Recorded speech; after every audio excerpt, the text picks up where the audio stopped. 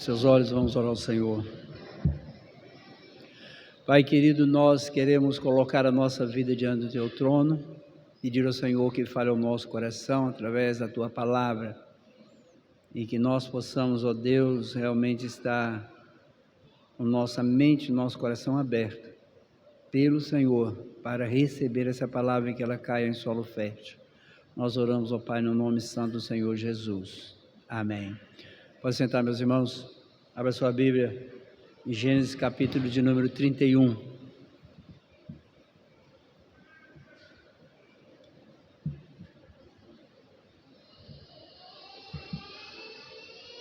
Falei 31, mas é 41. Gênesis 41.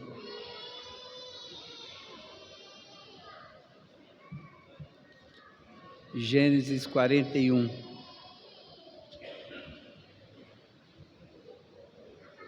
Passados 2 anos completos, Faraó teve um sonho. Parecia achar-se ele de pé junto ao Nilo. Do rio subiam 7 vacas formosas à vista e gordas, e pastavam no carriçal. Após elas subiam do rio outras 7 vacas feias à vista e magras, e pararam junto às primeiras na margem do rio. As vacas feias à vista e magras comiam as 7 formosas à vista e gordas. Então acordou Faraó. Tornando a dormir, sonhou outra vez. De uma só haste saíam 7 espigas cheias e boas, e após elas nasciam 7 espigas mirradas, crestadas do vento oriental. As espigas mirradas devoravam as 7 espigas grandes e cheias. Então acordou Faraó. Fora isto um sonho. De manhã, achando-se ele de espírito perturbado, mandou chamar todos os magos do Egito e todos os seus sábios, e lhes contou os sonhos, mas ninguém havia que lhes interpretasse. Então disse a Faraó, o copeiro, chefe, lembro-me hoje das minhas ofensas. Então Faraó, muito indignado contra os seus servos, e pondo-me sob prisão na casa do comandante da guarda, a mim e ao padeiro-chefe, tivemos um sonho na mesma noite. Eu e ele sonhamos, e cada sonho com a sua própria significação. Achava-se conosco um jovem hebreu, servo do comandante da guarda.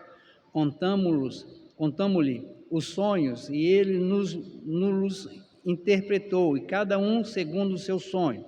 E como nos interpretou, assim mesmo se deu. Eu fui restituído a meu cargo, o outro foi enforcado. Então o Faraó mandou chamar a José, e fizeram sair à pressa da masmorra. Ele se barbeou, mudou de roupa e foi apresentar-se a Faraó. Esse lhe disse, tive um sonho, e não há que eu interprete. Ouvi dizer, porém, a teu respeito, que quando ouves um sonho, podes interpretá-lo. Respondeu-lhe José, não está isso em mim, mas Deus dará resposta favorável a Faraó. Então contou Faraó a José, no meu sonho estava eu de pé na margem do Nilo, e eis que subiam dele 7 vacas gordas e formosas à vista, e pastavam no carriçal. Após essa subiam outras vacas fracas, muito feias à vista e magras. Nunca vi outras assim disformes em toda a terra do Egito. E as vacas magras e ruins comiam as primeiras 7 gordas, e depois de as terem engolido, não davam aparência de as terem devorado, pois o seu aspecto continuava ruim, como no princípio. Então acordei. Depois vi em meu sonho que 7 espigas saíam da mesma haste, cheias e boas. Após elas nasceram 7 espigas secas, mirradas e crestadas do vento oriental. As 7 espigas mirradas devoravam as 7 espigas boas. Contei aos magos, mas ninguém houve que me interpretasse. Então lhe respondeu José, o sonho de Faraó é apenas um. Deus manifestou a Faraó o que há de fazer. As 7 vacas boas serão 7 anos, as 7 espigas boas também 7 anos. O sonho é um só.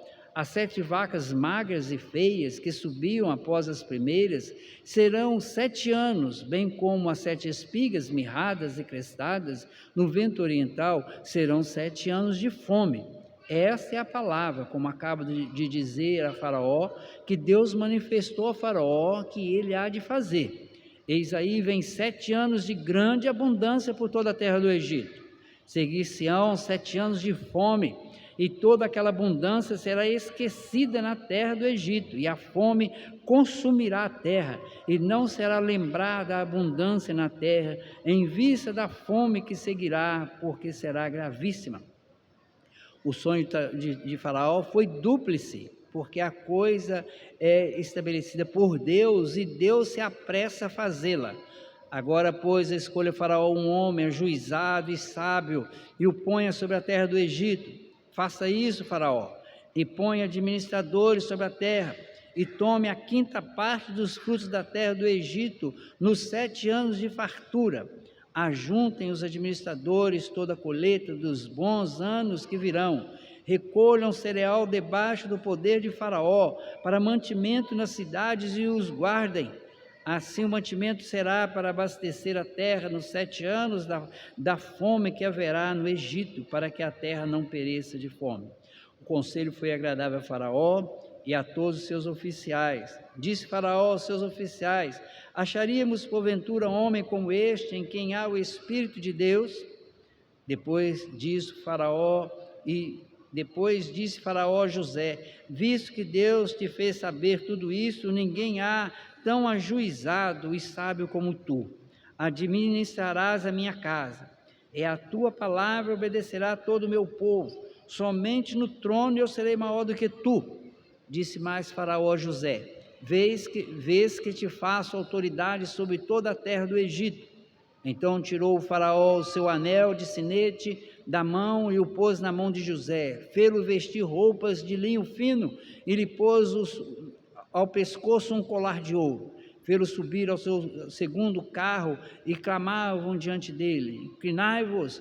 Desse modo o constituiu sobre toda a terra do Egito. Disse ainda Faraó a José: eu sou o Faraó, contudo, sem a tua ordem, ninguém levantará mão ou pé em toda a terra do Egito.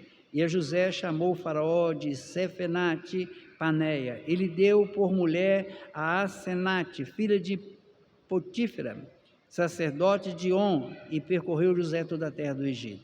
Era José da idade de 30 anos, quando se apresentou a Faraó, rei do Egito, e andou por toda a terra do Egito. Nos 7 anos de fartura, a terra produziu abundantemente.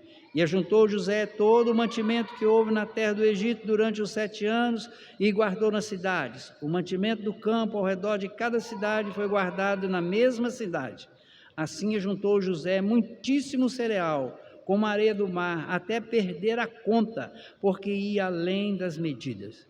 Antes de chegar a fome, nasceram 2 filhos a José, os quais lhe deu Asenate, filho de Potífera, sacerdote de On. José, o primogênito, chamou de Manassés, pois disse: Deus me fez esquecer de todos os meus trabalhos e de toda a casa de meu pai. Ao segundo chamou-lhe Efraim, pois disse: Deus me fez próspero na terra da minha aflição. Passados 7 anos de abundância que houve na terra do Egito, começaram a vir os 7 anos de fome, como José havia predito. E havia fome em todas as terras, mas em toda a terra do Egito havia pão. Sentindo toda a terra do Egito a fome, clamou ao povo, a Faraó, por pão. E Faraó dizia a todos os egípcios: ide a José, o que ele vos disser, fazei. Havendo, pois, fome sobre toda a terra, abriu José todos os celeiros e vendia aos egípcios, porque a fome prevaleceu na terra do Egito. E todas as terras vinham ao Egito para comprar de José, porque a fome prevaleceu em todo o mundo. Meus irmãos, José permanece na prisão. Segundo o texto, ele se apresenta junto a Faraó com 30 anos. Talvez ele tenha ficado nesse processo de prisão e casa de Potifar por cerca de 13, 14 anos. Ele foi esquecido pelo copeiro e lá ficou ainda por mais 2 anos preso. Mas agora chegou a hora de José sair da prisão. Faraó tem dois sonhos, que José diz que um sonho complementava o outro. Na interpretação de José era um sonho só, mas era um sonho duplo. Ele sonha com vacas, a pecuária, que era a grande força do Egito da época, e sonha com espigas de milho, a agricultura, que era também a grande força da época. Era que o Egito produzia pecuária e agricultura. E tudo que seria atingido por um período de prosperidade e por um período de grande carência. Então José é tirado da prisão para interpretar o sonho de Faraó. Ele mostra ao Faraó e a todos os seus oficiais que Deus lhe conhecia, os sonhos. Faraó chama os magos para interpretar os sonhos e não há interpretação. E após interpretar os sonhos, José orienta o Faraó sobre o que ele devia fazer durante o tempo da prosperidade e o tempo que ele deveria fazer durante o tempo da fome.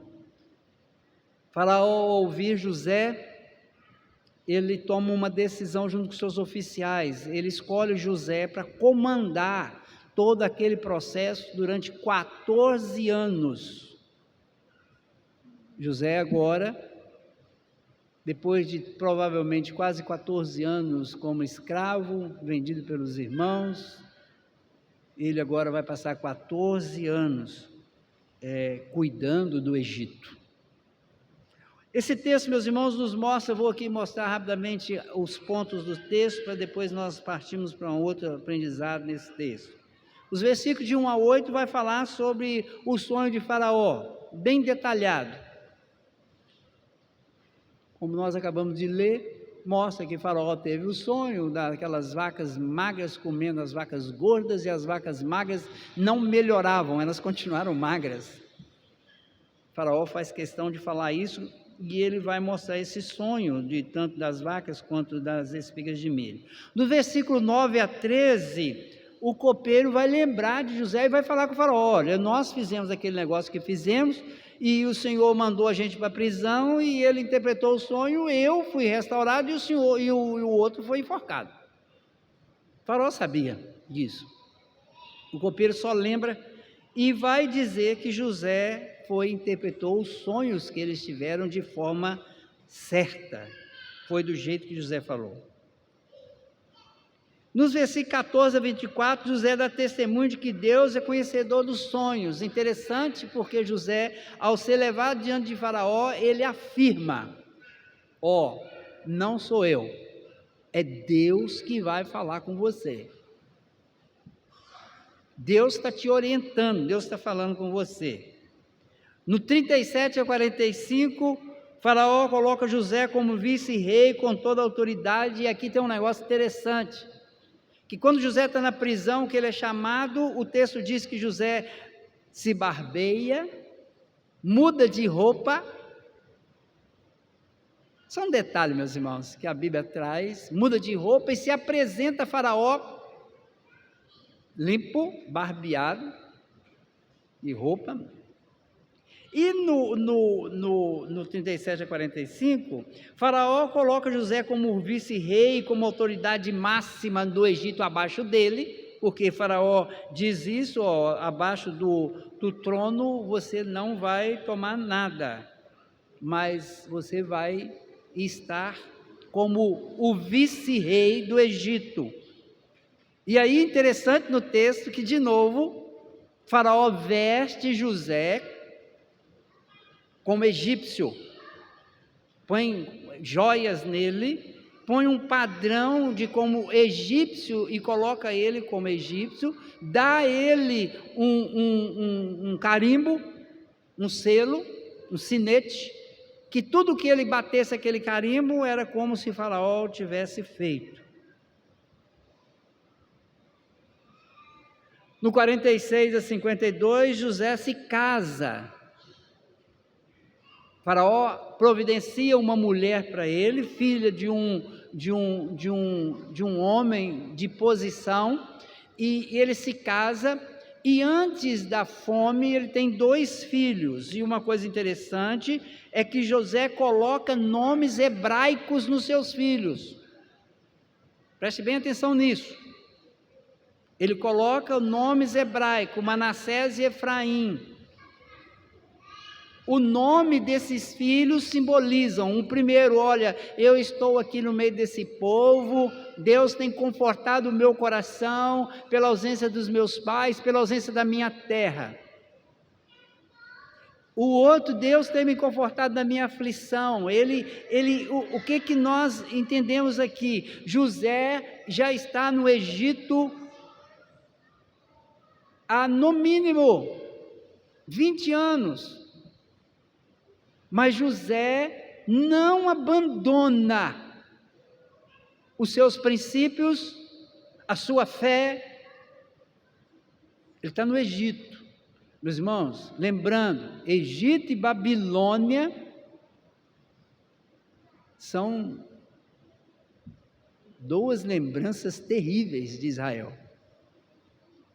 Egito foi onde o povo viveu escravo. Babilônia é o sinônimo de tudo de ruim, aonde o povo foi levado para ser de novo escravo. Então José se casa aí nos versículos 46 e 52, tem 2 filhos, coloca nomes hebraicos neles, e dos versículos 53 a 57, José administra o período da abundância e da fome. E aqui, meus irmãos, nós precisamos de entender uma coisa, este homem, ele não simplesmente é colocado como o segundo homem do Egito, o primeiro abaixo de Faraó, e ele vai viver uma vida tranquila. Não, este homem trabalha, mas trabalha muito. Porque ele administra em todas as cidades, ele constrói celeiros, recebe tudo quanto é tipo de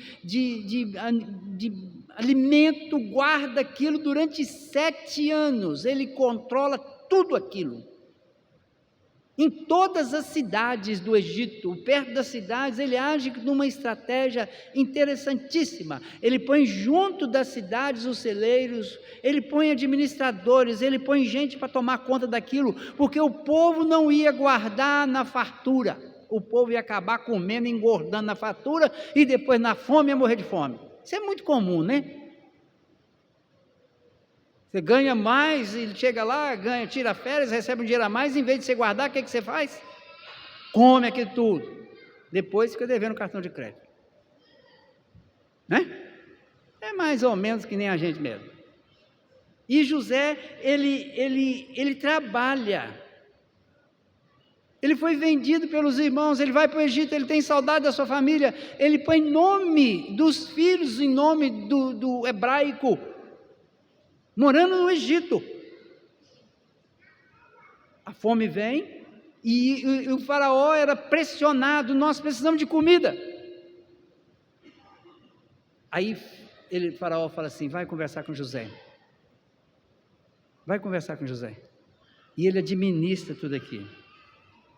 O que esse texto nos ensina sobre Deus? Primeiro, esse texto nos ensina que Deus é soberano, Deus controla todos os eventos da história, utilizando até a adversidade para cumprir os seus propósitos. Era propósito de Deus levar o seu povo para o Egito.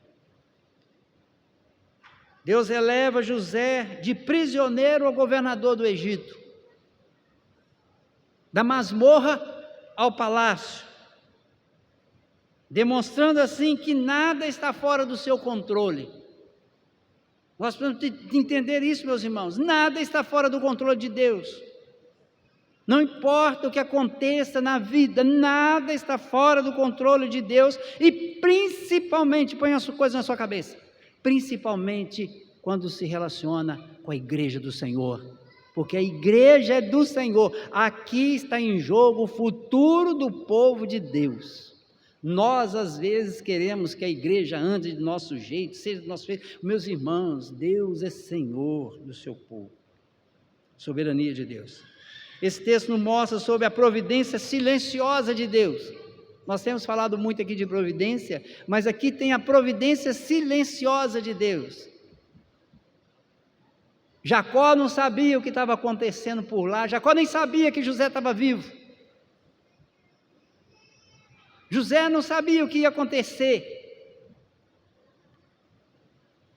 Mas ele trabalha arduamente, e Deus não conta nada. Deus contou que ia ter 7 anos de fome, 7 anos de fartura, 7 anos de fome. Mandou ele se preparar. Ele trabalha para tomar as devidas providências. Mas o que vai acontecer depois? Ele não sabia. Então, meus irmãos, Deus é um Deus de silêncio.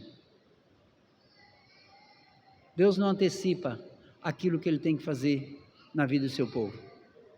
O que Ele antecipou que nós precisamos saber, nós já sabemos, nós vamos para a glória. Como será lá? Segundo o que Ele falou, ruas de ouro, prazer e outras coisas mais. O que Ele tem que nos falar, Ele já falou. E tem gente às vezes que fica querendo saber o que vai acontecer na minha vida daqui a 1 ano. Esquece disso, meus irmãos. E vai atrás da profeta, da profetisa, do homem da oração, da mulher de oração, e fica por aí afora procurando bobagens. Isso é bobagem, meus irmãos. Deus, quando Ele tem que revelar alguma coisa, Ele já revelou e pronto, acabou. Ele já está tudo na palavra dEle. Trabalha, faz o que José fez, trabalha, toca a vida. Terceiro ensinamento sobre Deus aqui nesse texto é que o propósito de Deus está acima dos momentos históricos. Coloca isso na sua cabeça. O propósito de Deus está acima dos momentos históricos. Qual o momento histórico aqui? Fartura e fome. Mas o propósito de Deus era levar Jacó e seus filhos, as suas famílias para o Egito, e o povo vai crescer no Egito, e o povo vai se tornar escravo do Egito, porque Deus iria libertar o povo. Deus iria levar esse povo para o deserto para adorá-lo. Deus iria levar esse povo como levou esse povo para a terra prometida. Esse é o propósito que nós sabemos hoje olhando para trás. Mas eles não sabiam quando estavam lá nesses dias. Ou seja, o propósito eterno de Deus está acima dos momentos históricos. Não importa 7 anos de fartura, 7 anos de fome. Deus tem um propósito para o seu povo. E agora, meus irmãos, a gente ouve às vezes um monte de bobagem. Que a igreja vai acontecer isso, que vai ter perseguição, que vai acontecer isso, que esse país vai virar não sei o quê. Meus irmãos, põe uma coisa na sua cabeça. Não importa o que vai acontecer no momento histórico, hoje, amanhã, depois. O que interessa é que o povo de Deus vai caminhar até a volta do Senhor Jesus. E nada pode arrebatar os escolhidos da mão do Senhor. Fim de papo. Nada pode. Os propósitos eternos de Deus se cumprirão no decorrer da história. Tem conversa. Porque está acontecendo isso, porque o mundo vai ter uma 3ª guerra mundial. Que tem a 3ª, tem a 4ª, tem a 5ª, tem a 10ª, se quiser ter. Não importa. Nós somos povo de Deus. E nós caminhamos para a consumação do século, para a glória. Esse texto nos ensina que o homem, quando ele é de Deus, em Cristo Jesus, ele é usado por Deus e Deus é glorificado através da sua vida. Deus é glorificado através da vida de José.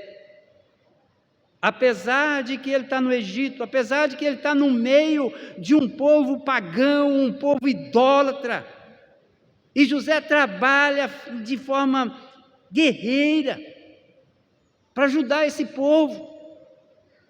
Eu vou trabalhar para ajudar ímpio? Meus irmãos, era uma cambada de idólatra. E José continuou firme trabalhando para a glória do Senhor. Mas sem Cristo, aqueles que não têm Jesus como Senhor e dono da sua vida, acaba trabalhando para si, entesourando para si, e assim rouba a glória de Deus.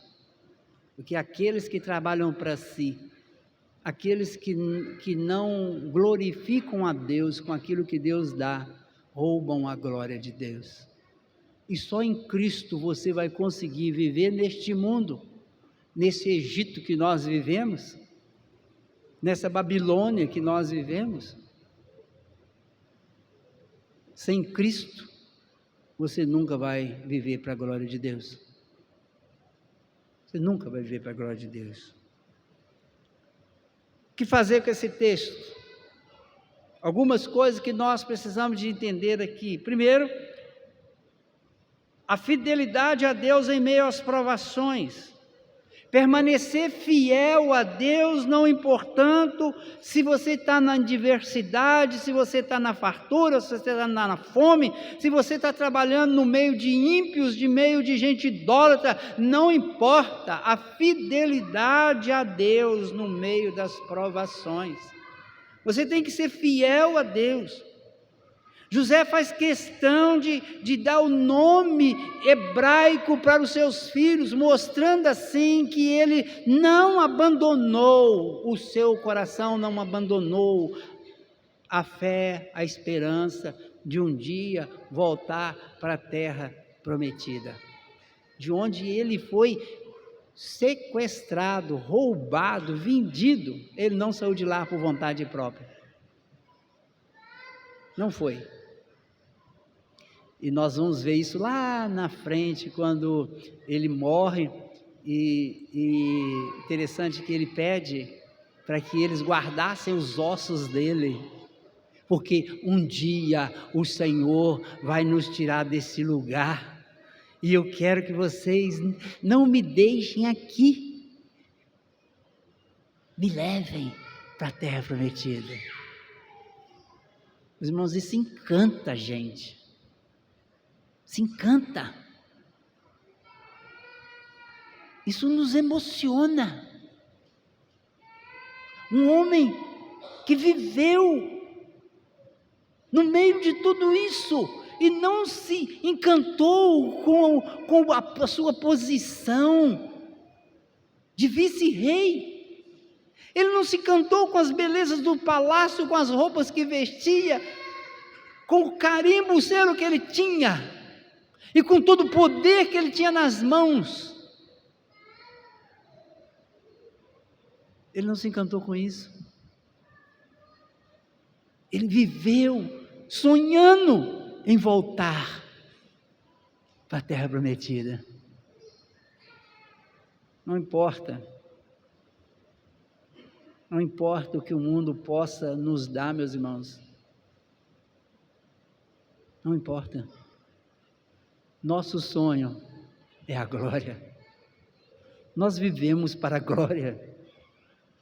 Nós vivemos para o Senhor, o Rei dos Reis, aquele que vai voltar e nós estaremos lá com Ele, vendo. E Ele voltará em glória. E tudo isso vai passar. Fidelidade ao Senhor. Segundo ensinamento aqui nesse texto que eu quero que nós guardemos é: use seus dons para a glória de Deus. José, ele não usou os dons que Deus deu a ele para impressionar o faraó. Quando o faraó disse: olha, você interpretou o sonho, nós tiramos você da cadeia porque você interpretou o sonho, meu sonho é esse, ele é claro, incisivo: não sou eu, é Deus. E aqui, meus irmãos, infelizmente nós vivemos num período em que as pessoas acham que os dons são dela, esquecem que os dons são de Deus, porque foi Deus, é o Espírito Santo que os dá, e são para a glória de Deus. Tem muita gente aí, meus irmãos, dizendo que tem dons para a glória própria, gente dizendo que profetiza, e revela, e não sei o que mais, mas quando você vai olhar lá na internet, lá nas mídias, a glória do homem. Terceiro lugar, que esse texto nos aplica na nossa vida: uma humildade e dependência de Deus. José reconheceu que a interpretação dos sonhos vinha de Deus, lembrando-nos de depender de Deus e dar a Ele a glória por nossas habilidades. Ele não esqueceu disso, ele dependia de Deus para dar a revelação.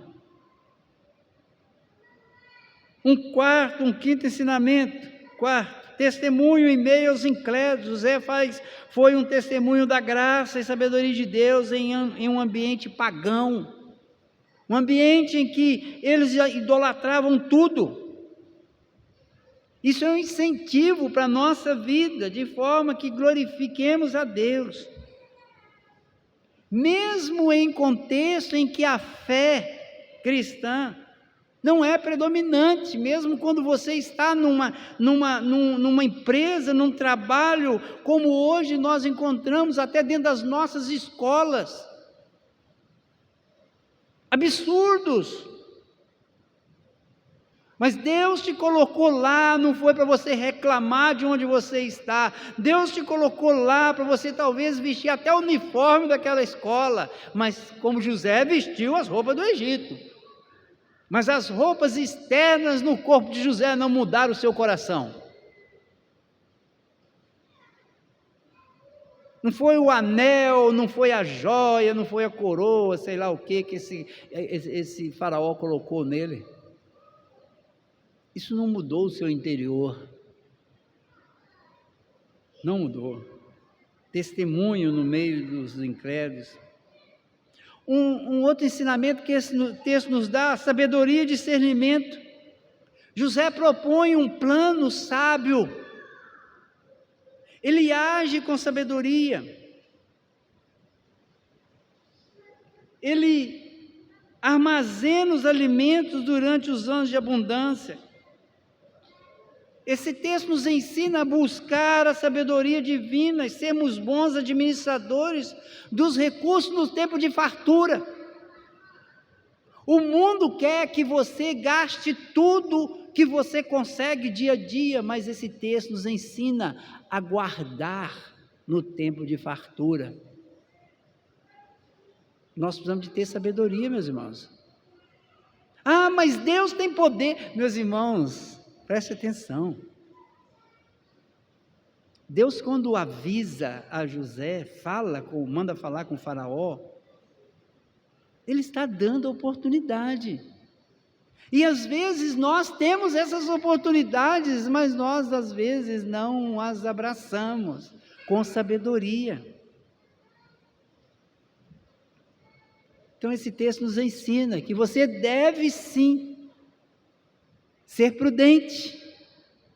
Porque hoje você precisa, talvez você tenha a oportunidade de se abastecer. E aqui não é só abastecer muitas vezes financeiramente, com bens materiais, mas meus irmãos, às vezes, fases da nossa vida nos dá a oportunidade de nos abastecermos espiritualmente.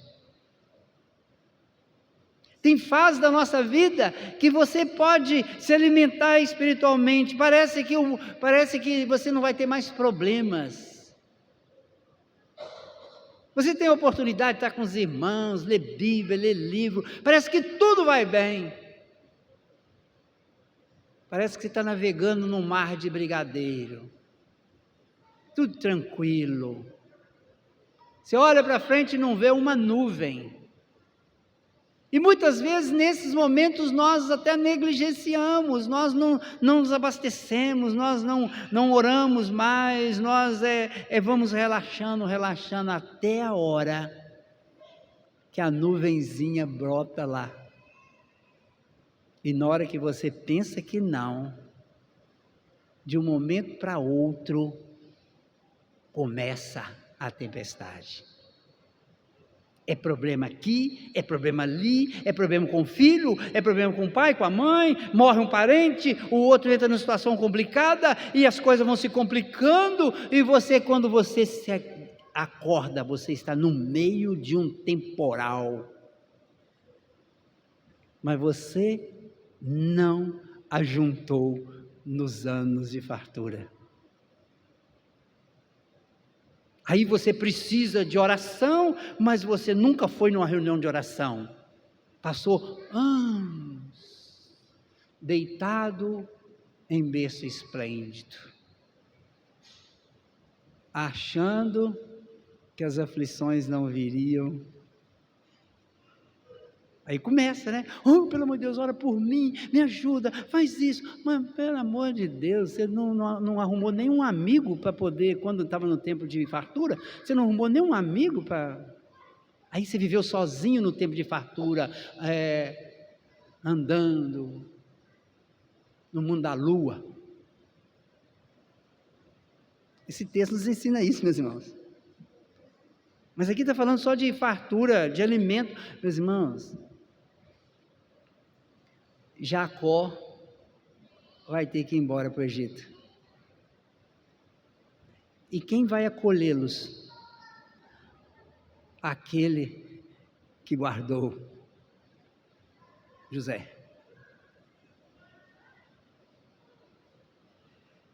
Reflita sobre isso. Reflita sobre isso. No tempo de fartura, guarde. Tempo de fartura espiritual, no tempo de tranquilidade. Nós vivemos, irmãos, tempo de tranquilidade no nosso país, em que nós podemos fazer o que estamos fazendo aqui. Podemos falar a todos os ventos, podemos cantar e ninguém precisa de falar nada. Cantamos, ligamos o som. Sentamos aqui, viemos para cá. E se isso mudar? Que isso, pastor? Tem misericórdia. Meus irmãos, você acha que Deus não permitiria isso? Claro que permite. E se isso mudar? Como é que vamos fazer? Você está preparado, preparada para enfrentar alguma coisa desse tipo? Então, se abasteça agora. Abasteça agora. Busque, ore, aprenda. Tenha conhecimento bíblico. Aprenda a depender de Deus. Aprenda. Aproveite o tempo de fartura para a glória do Senhor. E eu quero concluir dizendo o seguinte: Deus usa seus servos em quaisquer circunstâncias, meus irmãos, em qualquer momento histórico, não importa. Deus te usa hoje, vai usar amanhã, usou os nossos irmãos do passado e vai continuar usando o seu povo. E como servos do Senhor, nós devemos estar sempre servindo da melhor forma possível para a glória de Deus. Não importa onde você está, sirva, trabalhe, seja o melhor para a glória do Senhor. Não com foco nas coisas do mundo, mas focando em ser um instrumento nas mãos de Deus, para a glória de Deus.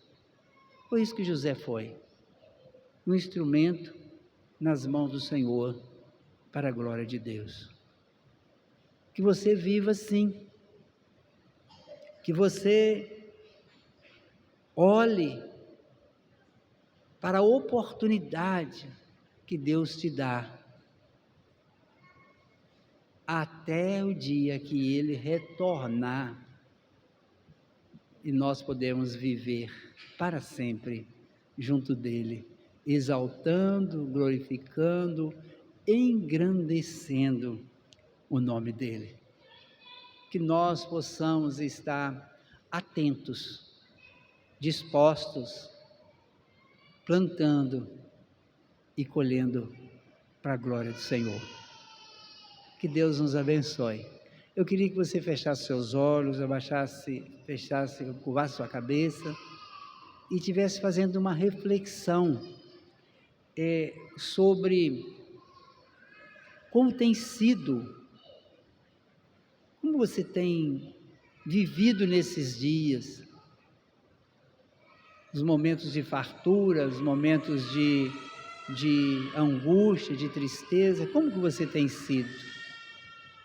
E assim você possa refletir sobre a sua vida e viver realmente para a glória do Senhor.